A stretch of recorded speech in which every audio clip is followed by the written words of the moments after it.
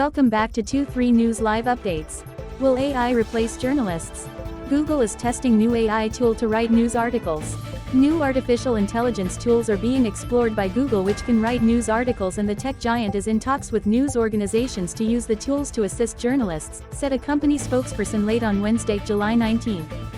The name of the publishers in talks was not revealed by the spokesperson. However, the New York Times reported that discussions are being held by Google with Wall Street Journal owner News Corp, The Washington Post, and even the New York Times, among others.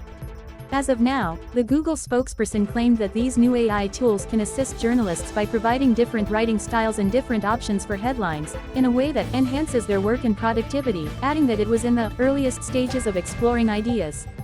Quite simply, these tools are not intended to, and cannot, replace the essential role journalists have in reporting, creating, and fact-checking their articles, stated the spokesperson.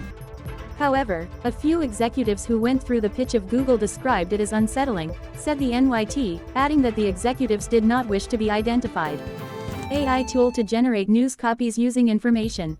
The AI tool, which was pitched in front of the executives, was called Genesis internally at Google, reported NYT, citing officials familiar with the matter.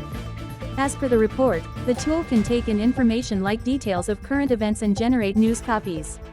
A spokesperson of News Corp refused to comment on the AI tool or NYT report, but said, "We have an excellent relationship with Google, and we appreciate Google's CEO, Sundar Pichai's long-term commitment to journalism."